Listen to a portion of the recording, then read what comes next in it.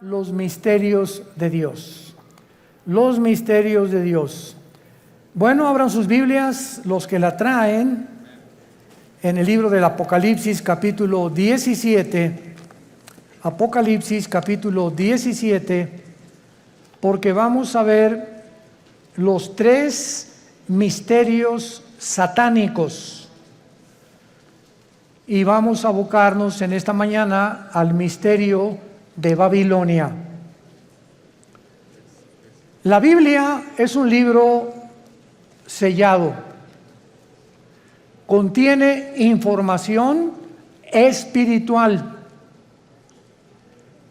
Y esta información espiritual no le es dada a las personas que son muy inteligentes, muy intelectuales, 5 doctorados en ciencias políticas, doctor en filosofía y letras, bla, bla, bla, bla, que aun cuando tienen este conocimiento terrenal, ya sea politólogos o personas que discuten o que debaten o que son completamente diestros para poder debatir todos los temas del mundo, la información espiritual de la Biblia le es dada a las personas que tienen al Espíritu de Dios, a las personas que se enfrentaron algún tiempo en su vida con Jesús, se dieron cuenta que necesitaban el perdón de sus pecados, porque Él fue muerto, enterrado y resucitado a los 3 días,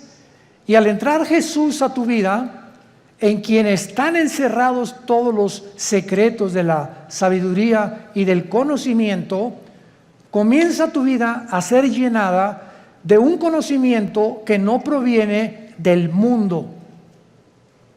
En 1 de Juan capítulo 4, 3 y 4 dice el apóstol: ellos son del mundo y hablan las cosas del mundo. El que es de Dios nos oye.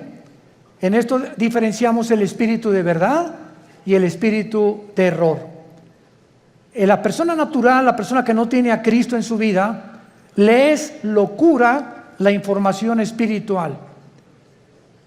En los 40 años que tengo predicando la palabra, 43 de convertido, y en todos los, se podría decir, más de 100 debates que he tenido con escépticos, agnósticos, politólogos, ateos, etcétera, etcétera, siempre me he enfrentado, cuando atacan la Biblia, preguntarles si ya la leyeron.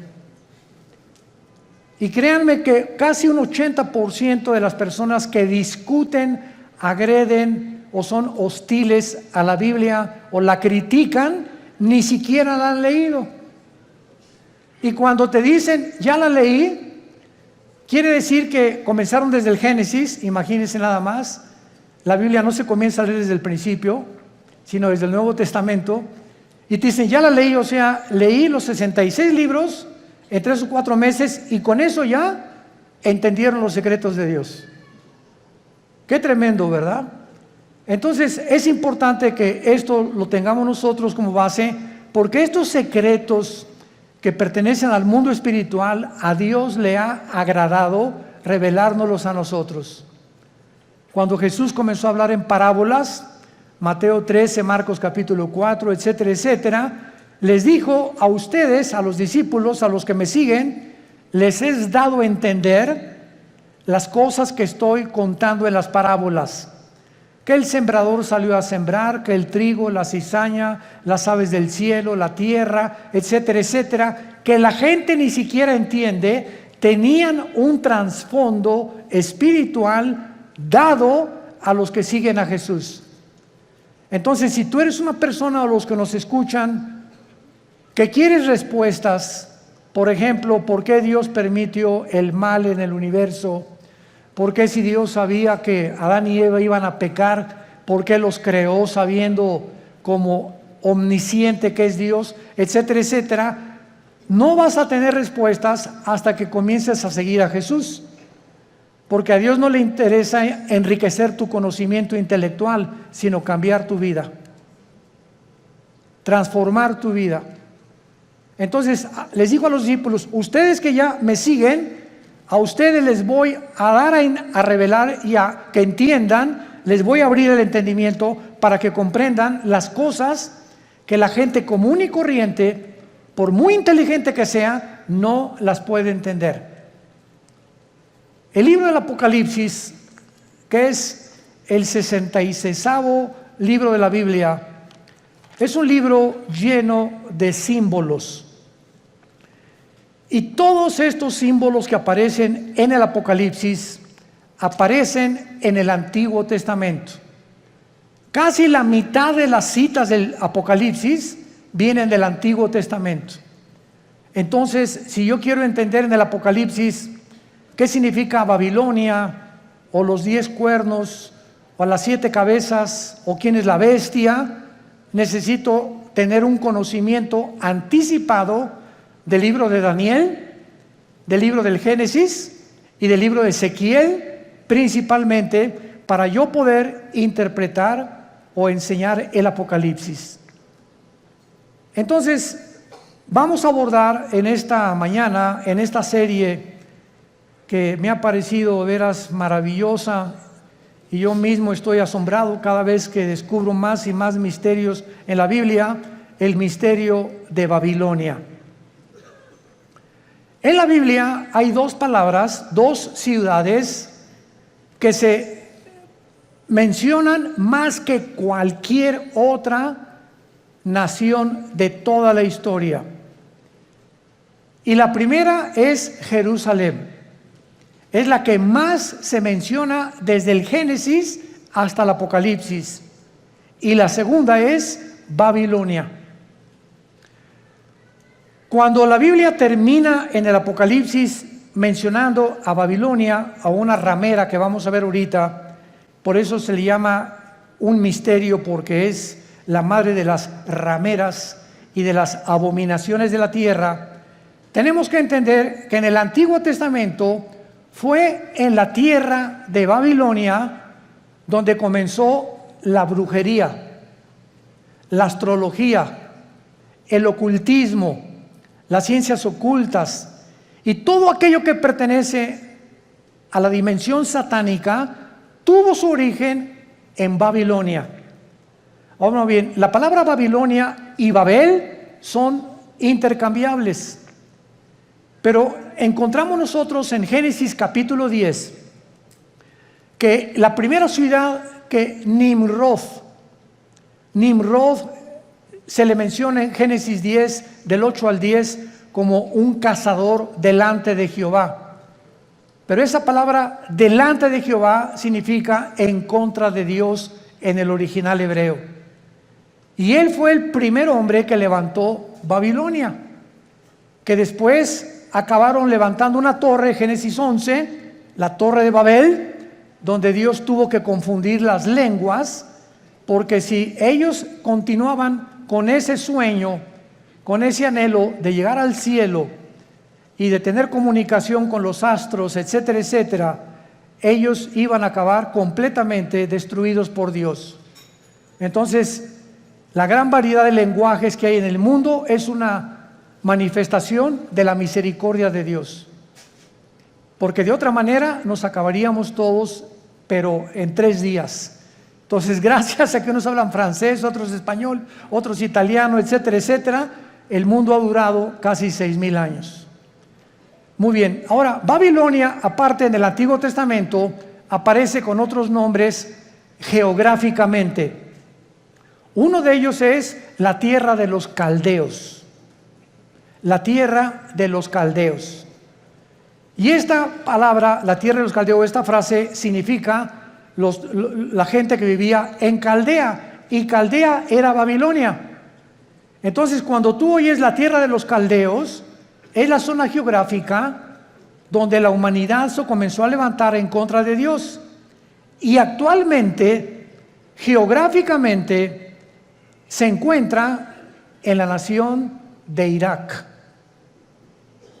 Ahí lo que es ahorita Irak y Siria, porque en el Antiguo Testamento Irak y Siria era la tierra de la Mesopotamia y no había una división, estas 2 naciones no están divididas todavía, Y toda esa área geográfica es precisamente donde comenzó la humanidad, de acuerdo a la Biblia.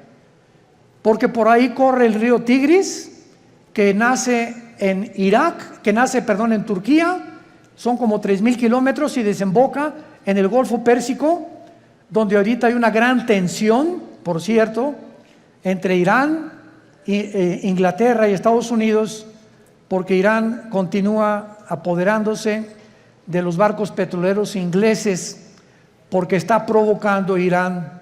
No sé si leen los periódicos, anoche otro escándalo, que no han soltado el barco que capturaron los iraníes en el Golfo Pérsico, el estrecho de Hormuz, que es exactamente junto a Irán, porque ellos quieren una guerra contra Estados Unidos por el grupo Hezbollah terrorista, para que si Estados Unidos actúa a través de la naval y a través de la guerra y se viene un enfrentamiento, entonces entraría a la guerra Israel, y bíblicamente los judíos destruirían Elam.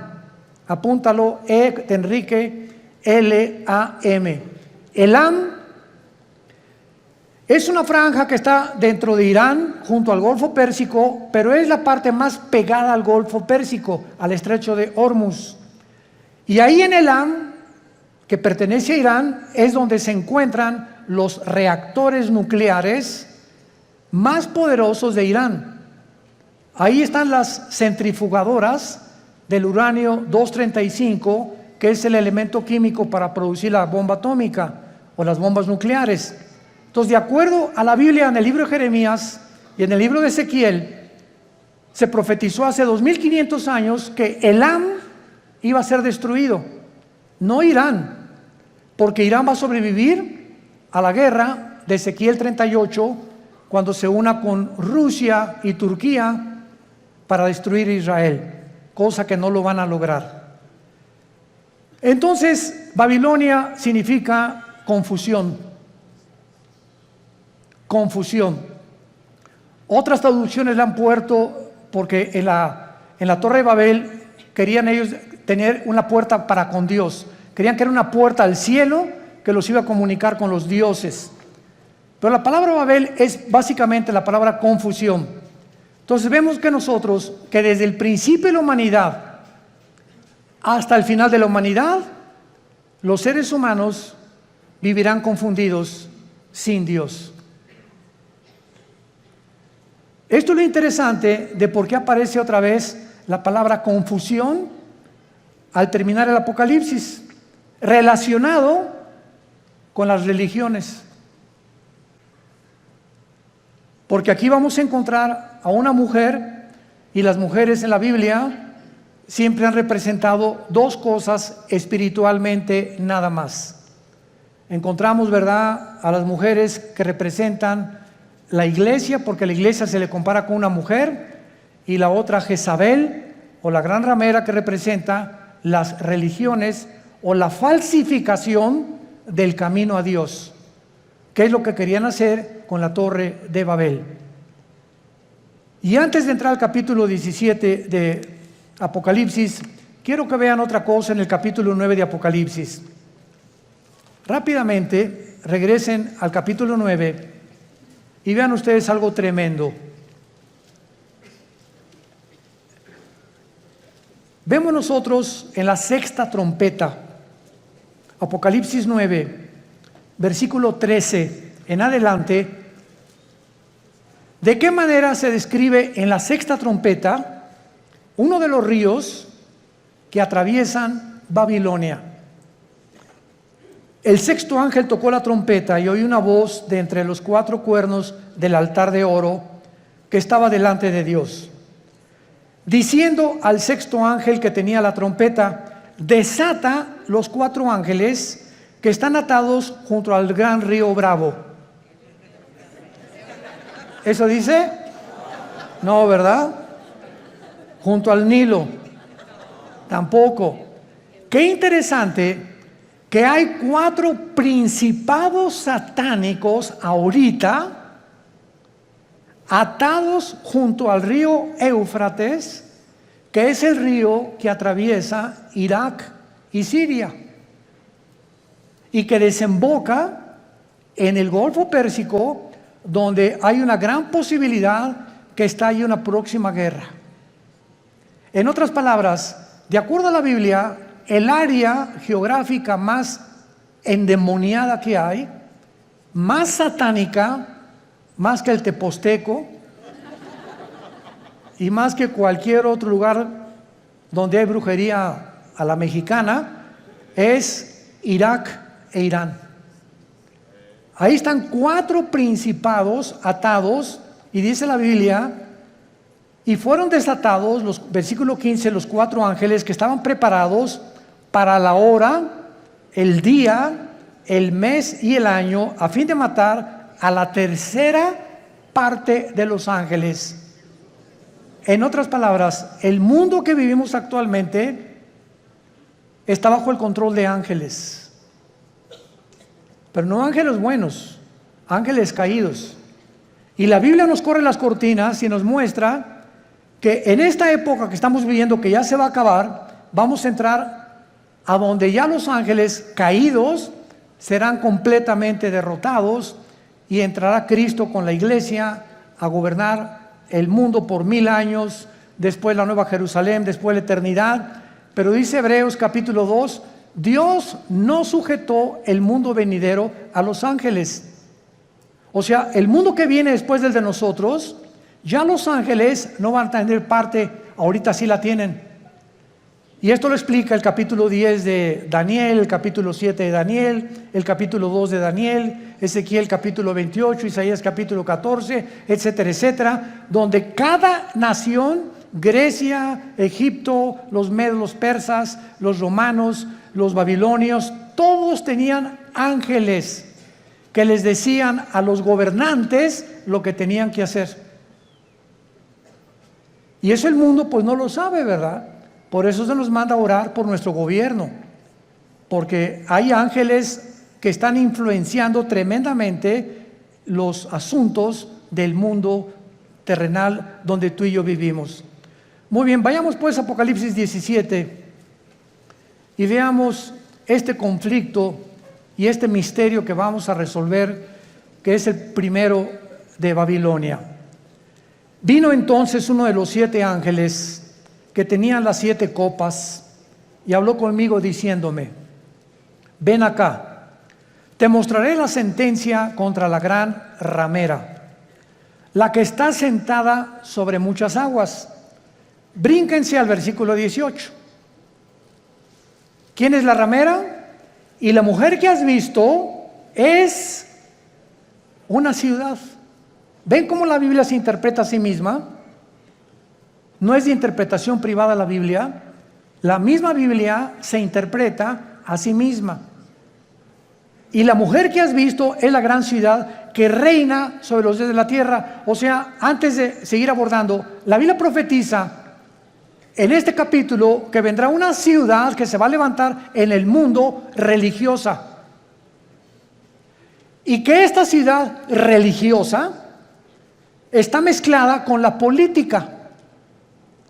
Y que al mismo tiempo esta ciudad va a gobernar la política durante 3 años y medio, y la política que va a reiniciarse con el anticristo va a matar a la mujer, o sea, va a incendiar esta ciudad, y entonces los últimos 3 años y medio de la gran tribulación vendrá la persecución del anticristo.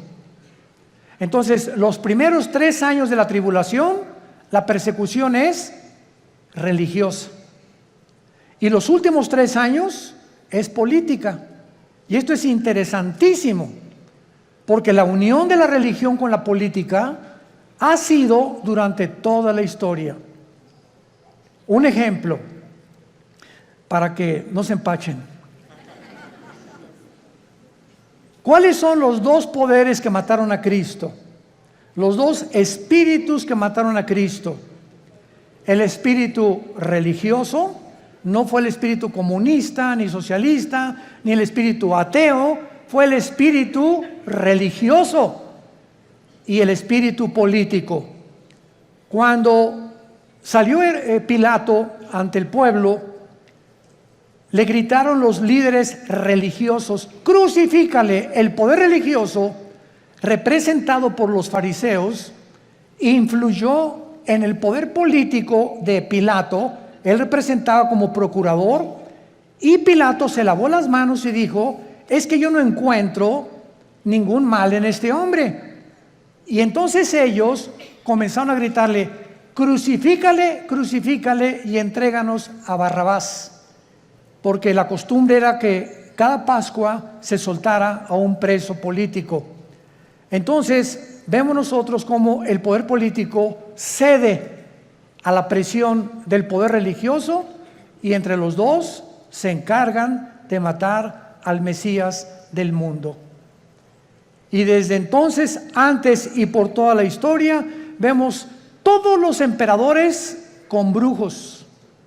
Siempre los emperadores y los presidentes y los gobernadores siempre han tenido personas del mundo del ocultismo. Dichosos los que se han salvado y han tenido cristianos de consejeros, pero siempre han estado consultando a los brujos, a los astrólogos, a los ocultistas.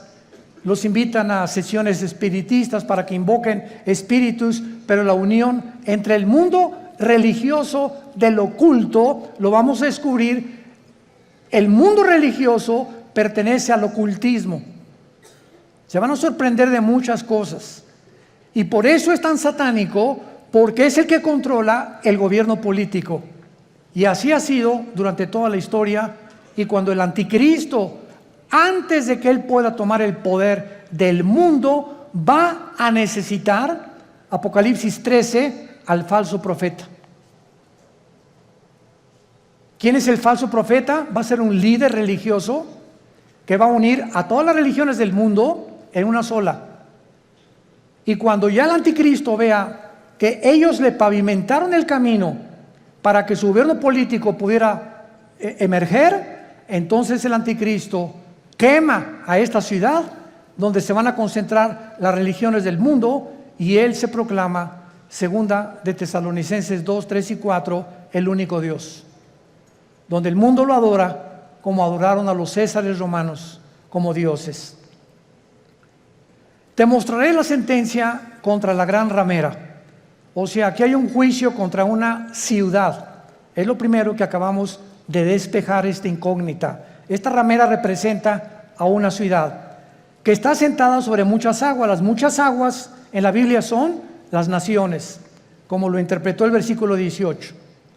Y dice así, versículo 2: con la cual han fornicado los reyes de la tierra, y los moradores de la tierra se han embriagado con el vino de su fornicación.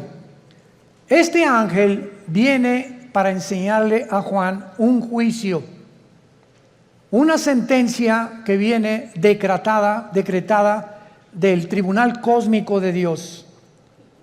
Quiero que sepas que voy a juzgar a este sistema religioso, y es muy importante que a esta ciudad se le da el nombre de ramera. Vamos a explicar esto. La palabra prostitución en la Biblia es una palabra que puede tener un uso apropiado cuando algo lo apropias de la manera correcta, o un uso inapropiado. Cuando el sexo se vende, o cuando alguien entrega su cuerpo a cambio de algo, se llama prostituirse. Entonces, cualquier persona que tenga relaciones sexuales porque va a recibir ya sea dinero o una mejor posición, o porque el jefe de tu trabajo te invitó a Acapulco porque te va a ser su secretaria particular con el doble de sueldo, tú te estás prostituyendo. Pero no solamente en ese aspecto se puede usar la palabra prostituirse, también se puede usar en el ministerio cristiano.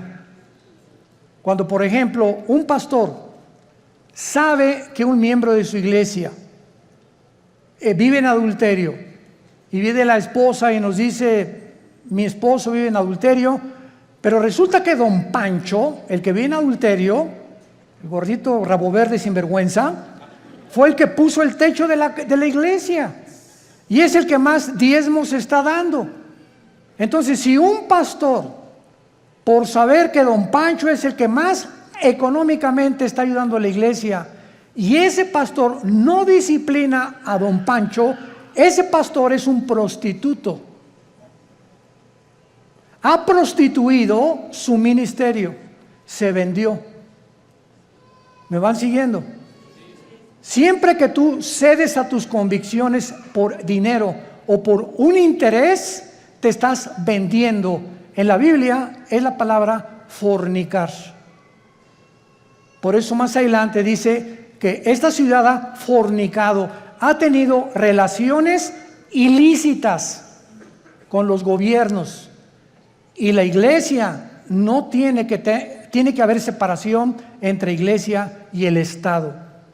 La separación gubernamental y políticamente entre la iglesia y el Estado es beneficiosa, es saludable, porque ningún Estado, ningún gobierno puede imponer. Hagan de cuenta que en México surge un presidente cristiano. Este presidente de ninguna manera debería atreverse a imponer el cristianismo en la República Mexicana, porque se coartaría la libertad, porque todos somos libres de manifestar las creencias en las cuales nosotros creemos. Pero cuando ya se impone una religión a través de la muerte o de la Inquisición o de la tortura con el beneficio de la iglesia, es cuando vemos que ese sistema se ha prostituido. Se ha prostituido, porque a la iglesia no le corresponde juzgar a los malos, eso le pertenece al Estado. El Estado usa el Estado de Derecho para castigar a los malos, silla eléctrica o pena capital o pena perpetua, lo que sea. La iglesia tiene la función de predicar el Evangelio para que el corazón del ser humano sea transformado. La justicia la aplica el Estado, no la iglesia. Para que me vayan siguiendo con mucho cuidado. Esto es muy importante, porque el otro día escuché una conferencia de un grande teólogo que me sorprendió con lo que dijo, y me dice: de todos los países a los que yo he visitado en Latinoamérica, el más inculto y el que más ignorante es de todo lo que está pasando, México lindo y querido. Sentí algo bien feo aquí adentro de mí. Se considera el país más ignorante y más inculto de todo lo que está pasando políticamente, religiosamente, etc. Como que si al mexicano no le importa más que el Calimán y las telenovelas y el América, desde luego. Además vive el América. Bueno, pero esto es tremendo, ¿verdad? Y otra cosa que también me sorprendió es que un análisis que hizo las Naciones Unidas fue que en Europa el promedio de la gente normal, desde los 10 años de edad hasta los 25 o 30 años de edad, cualquier europeo de cualquier nación de Europa ha leído antes de los 25 años por lo menos 6, 7 libros al año.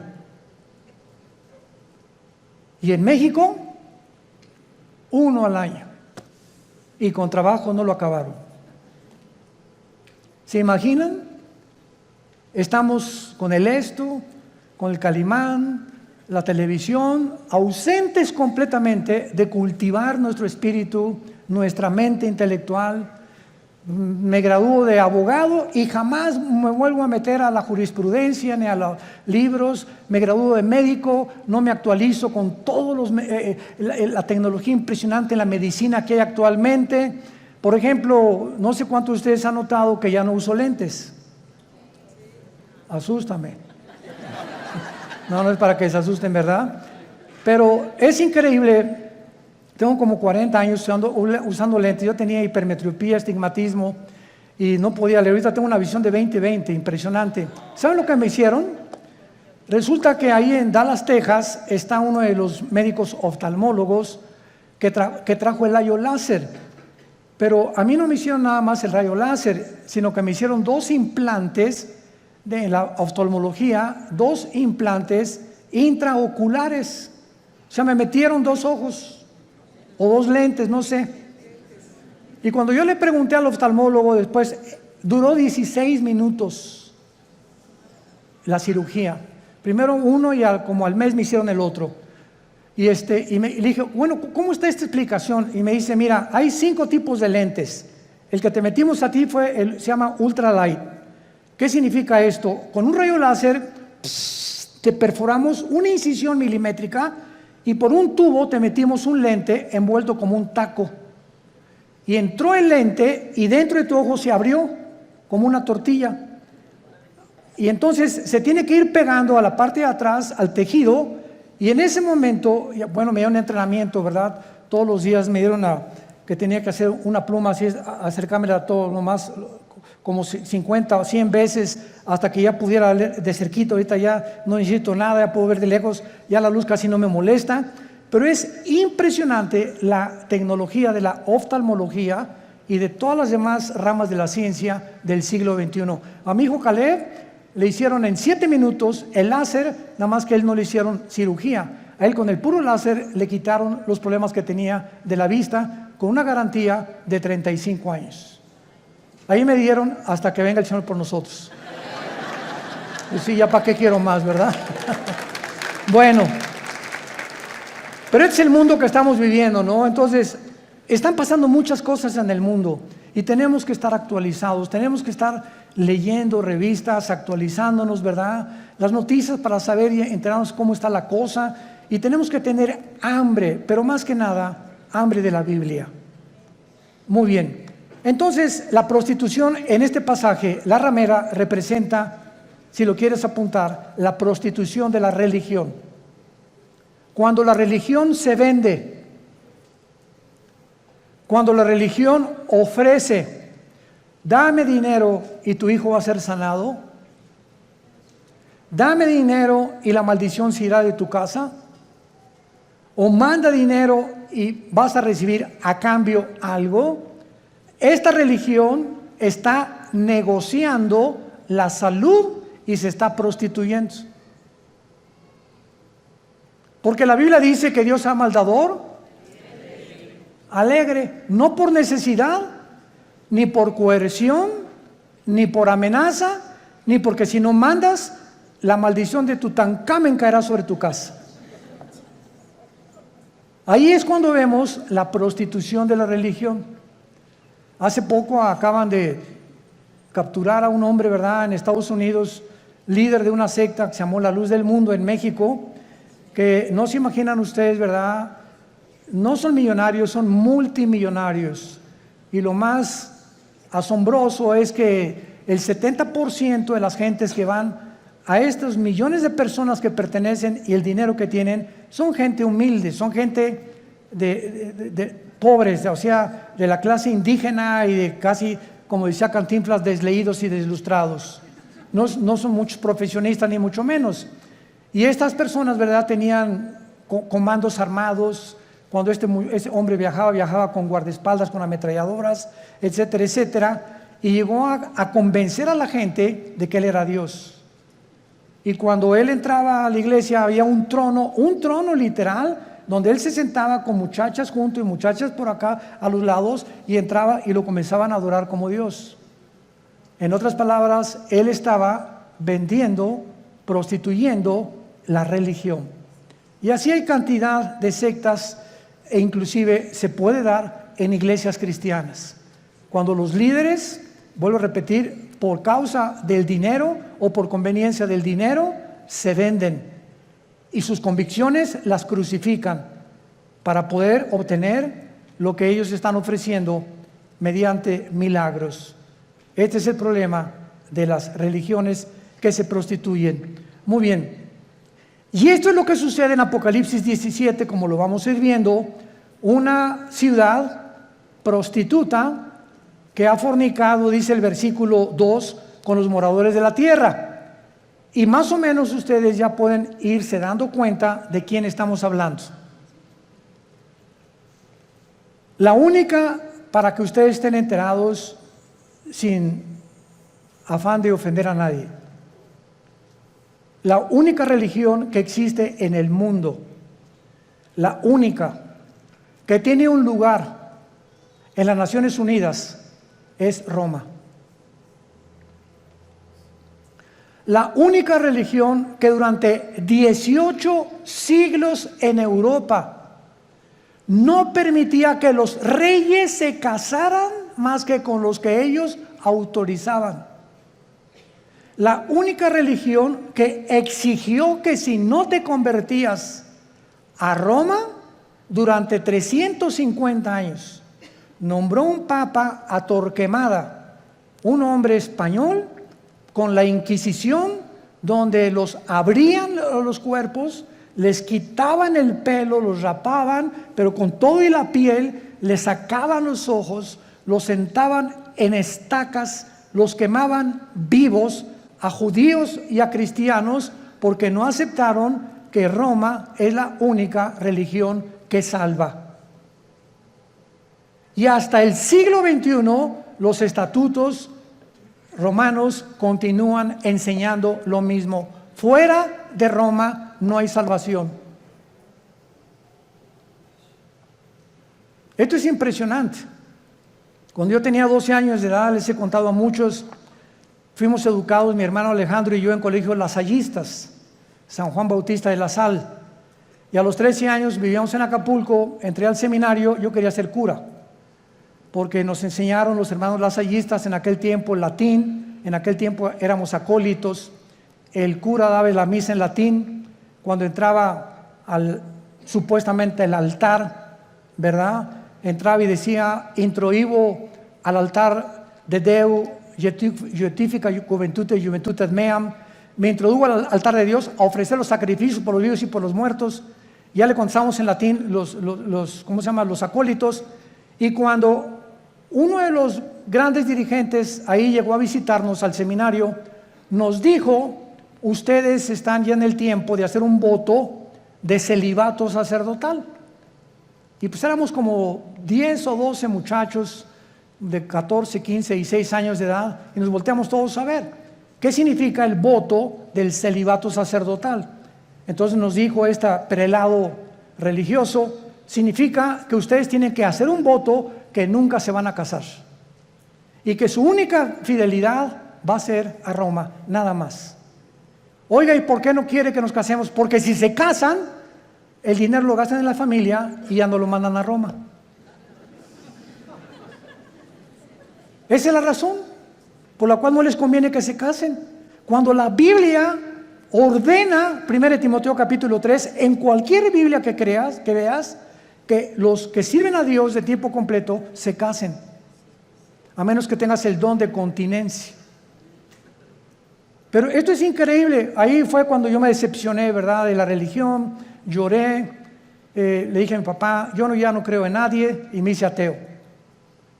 A los 17 años ingresé al Partido Comunista, me uní a la dialéctica materialista, a estudiar el Capital de Marx, de Engels y de todos los grandes líderes, Lenin, que la llevó a la práctica en la revolución bolchevique, etcétera, etcétera, hasta que cuando me convertí, yo estaba a punto ya de casi quitarme la vida, de la depresión a la que yo había llegado, de la decepción y de todo, que ya nadie me convencía, cuando mi hermano Alejandro me presenta a Jesús como el camino, la verdad y la vida. Y yo supe cuando encontré a Jesús que era la única razón por la cual yo debía seguir viviendo, y le prometí desde ese día. Fue marzo de 1974 que yo le entregaría mi vida y que lo quería servir, y desde entonces no lo he dejado de servir, por la gracia de Dios. Bueno, ahora muy bien, vean rápidamente en el Antiguo Testamento, en Jeremías capítulo 2, de qué forma en el Antiguo Testamento se menciona la fornicación física o la prostitución, así como material o terrenalmente. Una mujer se puede vender por dinero, la cual se le llama prostituirse o prostituirse, o un hombre también. Espiritualmente, Dios usa el mismo término cuando tú le dejas a Él por los ídolos, o cuando dejas a Dios por otras cosas más importantes que Él. Dice Jeremías capítulo 3. Dicen, si alguno dejare a su mujer, yéndose esta de él y se juntare otro hombre, ¿volverá a ella más? ¿No será la tierra del todo amancillada? Tú pues, le está hablando Dios a Israel, has, ¿qué cosa? Fornicado con muchos amigos. Pero no se está refiriendo Dios a la fornicación física sexual. Veámoslo. Mas vuélvete a mí, dice Jehová, alza tus ojos a las alturas y ve en qué lugar no te hayas prostituido, junto a los caminos te sentabas, para ellos como árabe en el desierto, y con tus fornicaciones y con tu maldad has contaminado la tierra. Por esta causa las aguas han sido detenidas y faltó la lluvia tardía, y has tenido frente de ramera y no quisiste tener vergüenza. Dios acusa a Israel de fornicar con los ídolos, que es lo mismo cuando un hombre se va con una mujer que no es su esposa, o cuando un muchacho tiene relaciones con su novia sin casarse, está fornicando. Ella se está entregando a él o por conveniencia, o él con ella. Se están prostituyendo los dos. Y cuando tú espiritualmente dejas a Dios y abrazas cualquier otra área de la vida por olvidarte la palabra de Dios, has prostituido tu llamado. Estás fornicando. En otras palabras, en la Biblia, la idolatría se le compara con la fornicación sexual. Ahora veamos y confirmémoslo en Santiago capítulo 4, en el Nuevo Testamento, y dice así el apóstol Santiago. Santiago capítulo 4, versículo 4. Santiago 4, versículo 4. Oh almas, ¿cómo se les llama?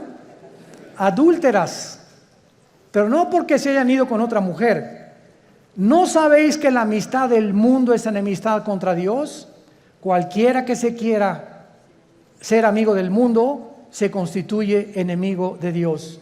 ¿O pensáis que la Escritura dice en vano, el Espíritu que le ha hecho morar en nosotros nos anhela celosamente? Vemos ya que también en el Nuevo Testamento la fornicación puede ser espiritual o puede ser de carácter sexual. Vayamos otra vez a Apocalipsis, nuestro pasaje, y ya vamos despejando muchas incógnitas que estaban ocultas ante nuestros ojos, por lo cual Dios le llama a esta ciudad, versículo 2, has fornicado con los reyes de la tierra.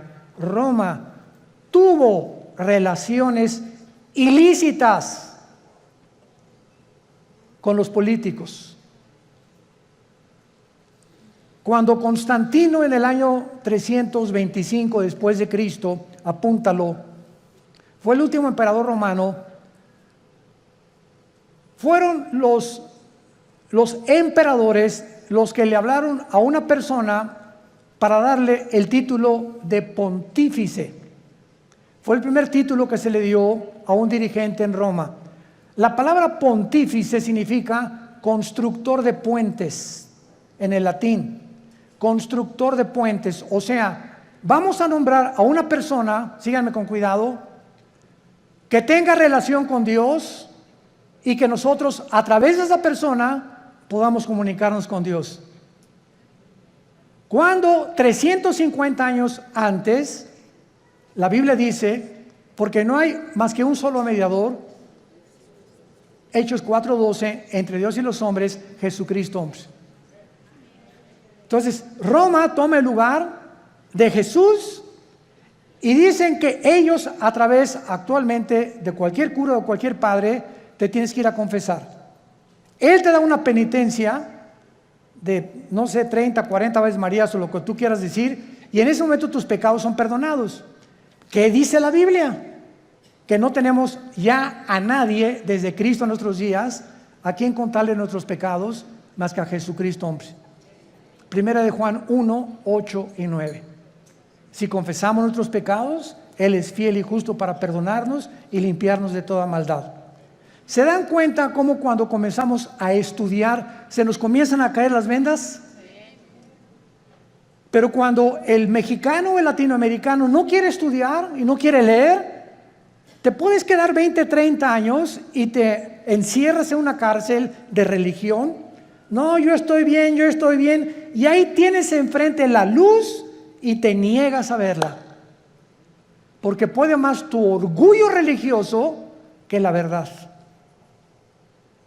Juan capítulo 3, y esta es la condenación, que la luz vino al mundo y los hombres amaron más las tinieblas que la luz, porque sus obras eran malas. Muchos no quieren venir a la luz, no porque no puedan, sino porque no les conviene. Prefieren permanecer en esa cárcel que salir de esa cárcel y servir al Dios vivo y verdadero. Veamos ahora en segundo lugar que dice el versículo 2, que esta relación ilícita que le llama fornicar con los reyes de la tierra, o sea, una relación política religiosa que no debe existir. Los moradores de la tierra se han embriagado con el vino de su fornicación. La palabra embriagarse, ustedes saben, es emborracharse, pero no con tequila herradura, ni con mezcal, sino aquí también se usa en el sentido que la religión embriaga a las personas, las emborracha, les nubla el entendimiento y los convierte en ovejitas con un pastor ciego. Entonces, cuando tú estás en algún movimiento religioso y abundan en el mundo entero y no entiendes, ni lees, ni conoces, sigues como borrego, simplemente porque pues ahí va tu familia, o porque ahí van tus amigos, o porque te cautivó esa persona que se dicen dioses, etcétera, etcétera, estás como borracha. Caes en una trampa tremenda. ¿Se acuerdan de Jim Jones? 1978, que se llevó a 1,000 personas a la Guyana junto a Venezuela. ¿Se acuerdan de David Koresh, que en Waco, Texas, dijo que él era el ángel del Apocalipsis? ¿Se acuerdan de Juan Carlos Miranda, recientemente, que dijo que él era primero el anticristo, pues que era Jesucristo? Y así este señor de la luz del mundo, que dijo que él era también el único que debían de adorarlo, y cuando llevaba en su haber 7 o 4 niñas violadas. ¿Qué le pasa al mundo? Te puedes preguntar, ¿no? O sea, qué fácil somos engañados, qué fácil es caer en una secta por no estudiar. Mi pueblo pereció porque no tuvo conocimiento. ¿Ven la importancia de prepararnos? Ahora veamos aquí en el versículo 3 que el Espíritu Santo traslada o transporta a Juan a un desierto. Y ahí en el desierto tiene una visión tremenda el apóstol Juan. ¿A quién ve a Juan? ¿A quién ve? A una mujer sentada sobre una bestia escarlata. El color escarlata es el color de los dragones. Es un color rojizo, que es el color que se asocia con la sangre, con la guerra y también con Satanás. Entonces vemos ahí una mujer sentada o montada sobre una bestia escarlata. Y esta bestia tenía llena de nombres de blasfemia, que tenía 7 cabezas y 10 cuernos. Nuestro paso actualmente ahorita es tratar de descifrar qué significa la mujer sentada sobre esta bestia.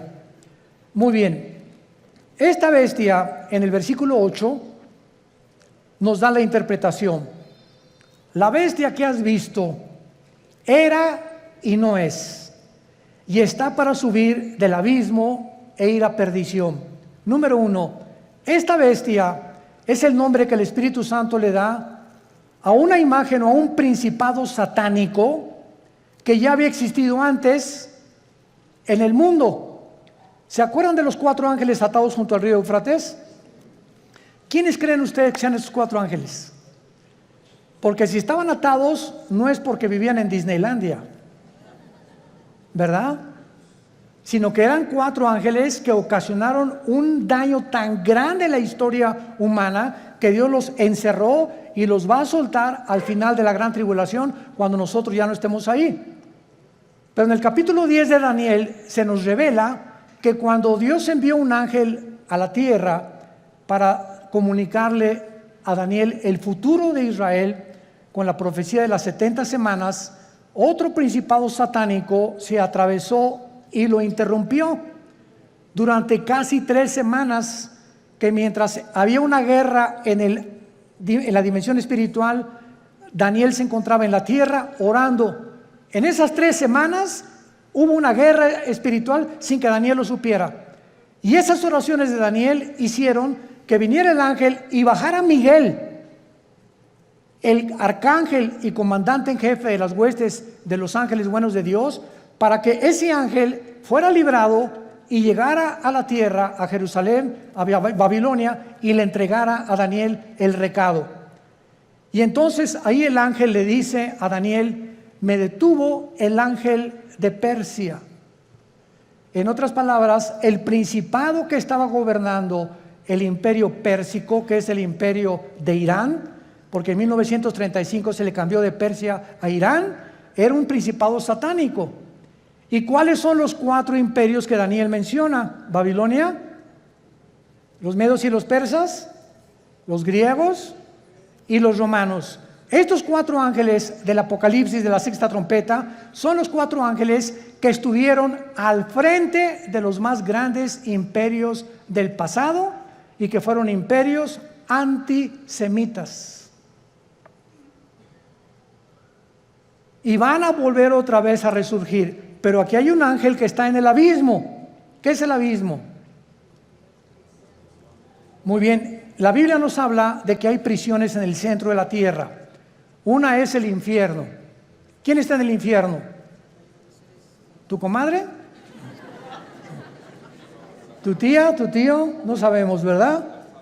El infierno es el lugar de los espíritus humanos, nada más, desde Adán hasta nuestros días, que bajan al centro de la tierra. Todos los que murieron sin Cristo o rechazaron la salvación se encuentran en el infierno. En el infierno no hay demonios. Ahora, el lugar de los demonios, cuando Cristo vino al mundo, el gadareno le dijo a Cristo, ¿verdad? O cuando los iba a sacar del endemoniado, le dijeron a Cristo: no nos mandes al abismo, déjanos meternos en los puercos, porque los demonios saben que al bajar al abismo ya no salen hasta Apocalipsis capítulo 9, que se les va a abrir la puerta y van a invadir el mundo. ¿Se imaginan? Ahorita hay maldad. Ahora imagínense con todos los demonios sueltos. Entonces en el abismo están los demonios, en el infierno los seres humanos, en el Abadón o en el Tartarus están los ángeles caídos que Dios ha guardado por ahí y que también serán soltados después. Y hay otros ángeles que están guardados y que ya nunca jamás, por toda la eternidad, van a ser soltados. Entonces la Biblia nos muestra claramente que esta bestia que estaba viendo Juan, no hay otro nombre más que bestia para darle, porque la palabra bestia en el griego significa algo cruel, rapaz, sanguinario, que no se le puede comparar a un tigre, ni a una hiena, ni a un león, ni a una águila. No hay ningún animal comparado, y por eso se le adjudicó el nombre de bestia. Y esta bestia es el anticristo. ¿Qué nos dice la Biblia? Que cuando surge el anticristo, que lo más seguro es que el diablo va a tener relaciones con una prostituta. Y de esta relación van a ser el anticristo. ¿Cuándo entra el espíritu al cuerpo humano? Cuando mi papá se juntó con mi mamá, el cromosoma Y de mi papá se juntó con el óvulo de mi mamá, doble X, se formó una célula de 46 cromosomas que le llaman el cigoto o el cigote, ¿verdad? Y después ahí es el feto y ahí se va formando la criatura. La pregunta es la siguiente: ¿cuándo entra el alma humana o el espíritu al cuerpo humano? Esta pregunta ha hecho que los mismos científicos estén debatiendo actualmente cuándo se aborta y cuándo no se aborta. No hay ningún médico, ningún doctor, ningún genetista, ningún ginecólogo, nadie que te pueda decir cuándo comienza la vida. Y por eso se ha dado especulaciones. No, puedes abortar a las 3 semanas, a los 2 meses, al mes. Y las leyes en diferentes naciones cambian de acuerdo a la perspectiva y la opinión de tales o cuales médicos. Pero en el Salmo 139, escrito hace 3000 años, escribió Dios: mi embrión vieron tus ojos. Es en el momento de la fertilización, señores médicos que nos acompañan. Es en el momento de la fertilización cuando el cromosoma de mi papá fertilizó el óvulo de mi mamá. En ese momento Dios nos considera seres humanos completos, con toda la información genética, aunque no se haya desarrollado el corazón ni el hígado ni mucho menos, pero en ese momento ya estamos potencialmente completos como seres humanos. Así que a los 2 o a los 3 días ya se le llama aborto. Porque es Dios el que determina cuándo comienza la vida. Bueno, vamos a dejar hasta acá nuestro estudio. Tenemos, ni modo, me tengo que ir, tengo que volar yo, así que bye bye.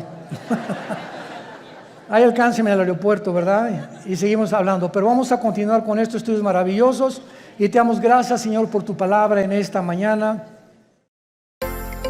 Vida Nueva para el Mundo se sostiene y propaga el mensaje de salvación de Jesucristo gracias a Dios y a tus donativos. Llevemos juntos el Evangelio de Jesucristo al mundo entero.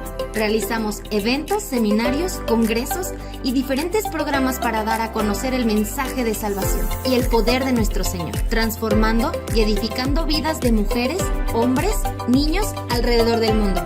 ¿Qué pasa cuando decides hacer tu donativo?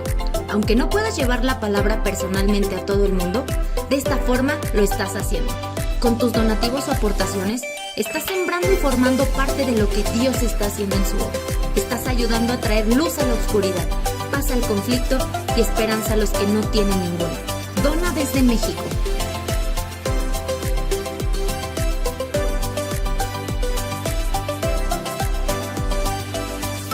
Dona desde Estados Unidos.